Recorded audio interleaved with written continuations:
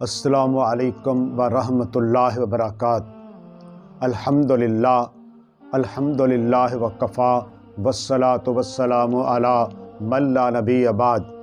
فاعوذ باللہ السمیع العلیم من الشیطان الرجیم۔ ہن لباس لکم وانتم لباس لہن،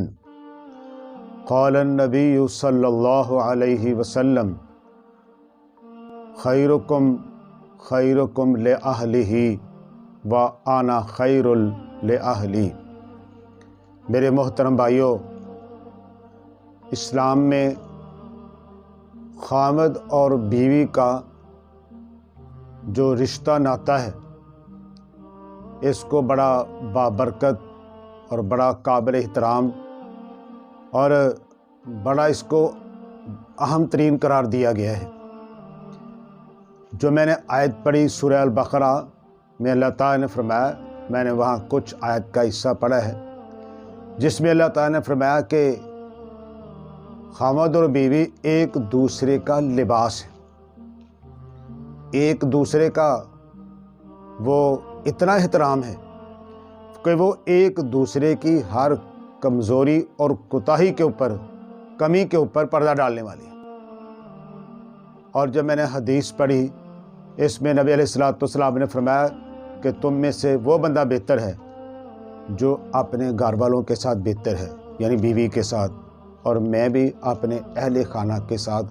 اچھا سلوک کرتا ہوں، ان سے بہتر سلوک کرتا ہوں۔ سورہ النحل میں اللہ تعالیٰ نے جو ازدواجی زندگی ہے،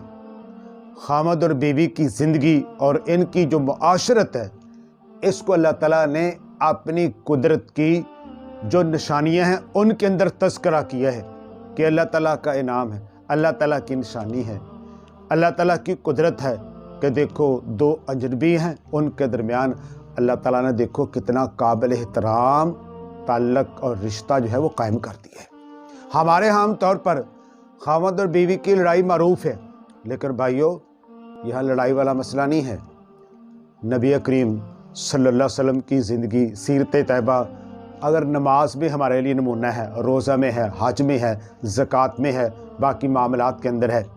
ازدواجی زندگی کے اندر بھی ہمیں آپ کی حیات طیبہ سے مکمل نمونہ ملتا ہے۔ ام عائشہ رضی اللہ عنہا، سنن ابو داؤد کا حدیث ہے، ام عائشہ رضی اللہ عنہا اور نبی علیہ السلام نے آپس کے اندر دوڑ لگائی، تو پہلے موقع پر ام عائشہ رضی اللہ عنہا وہ آگے چلے گی، نبی علیہ السلام پیچھے رہے۔ جب دوبارہ پھر کبھی موقع آیا تو پھر نبی علیہ السلام آگے بڑھے اور ام عائشہ رضی اللہ پیچھے رہ گئی، تو نبی علیہ السلام نے کہا بھائی یہ جو اس وقت آپ آگے نکل گئی تھی نا، یہ اس کا بدلہ ہے، یعنی یہ خامد اور بیوی کی زندگی کا خوشگوار ماحول ہے جو نبی علیہ السلام اپنے گھر کے اندر رکھی ہوئی ہے۔ اللہ اکبر۔ ام عائشہ رضی اللہ عنہا نبی علیہ السلام کے پیچھے کھڑی ہو کر بغل مبارک کے نیچے سے وہ کھیل دیکھ رہی تھی حبشیوں کا، جو وہ مسجد کے سین کے اندر وہ کرتب کر رہے تھے جہادی، اور نبی علیہ السلام کھڑے رہے جب تک ام عائشہ رضی اللہ عنہا خود اس معاملے سے نہیں ہٹی۔ نبی علیہ السلام لگاتار ان کے سامنے اوٹ بن کر پردہ کر کے آپ کھڑے رہیں۔ یہ آپ کی ملاحبت تھی، محبت تھی، اور یہ ایک نمونہ ہے جو ازواج محترات رسول اللہ صلی اللہ علیہ وسلم نے پیش کیا ہے۔ نبی کریم صلی اللہ علیہ وسلم نے فرمایا کہ یہ اتنا قابل احترام تعلق ہے، فرمایا خاتون عقیدے کے بعد جنت کا حصول اس کے لیے بڑا ہی آسان ہے۔ عقیدے کے بعد وہ نماز پڑھ لے، روزے رکھ لے اور خامد کی اطاعت کرے اور شرم و حیا کے تقاضوں کو پورا کرے، اللہ جنت کے 8 دروازے اس کے لیے کھول دے گا، جس دروازے سے چاہے وہ جنت میں داخل ہو جائے۔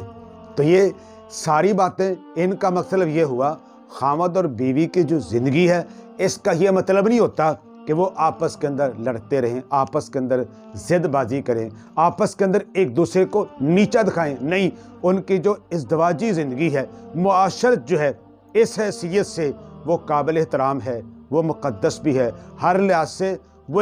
وہ ایک قابل نمونہ ہونا چاہیے کہ کس طرح ان کی یہ زندگی جو ازدواجی ہے وہ کیسے گزر رہی ہے، اور اس کے لیے وہ نمونہ کن کو کریں گے، کن کو دیکھیں گے؟ رسول اللہ صلی اللہ علیہ وسلم کو، ازواج محترات رضی اللہ عنہن کو، اور جو احادیث اور ان کے واقعات ہمیں ملتے ہیں اس کے مطابق کرنا چاہیے۔ وآخر دعوانا ان الحمد للہ رب العالمین۔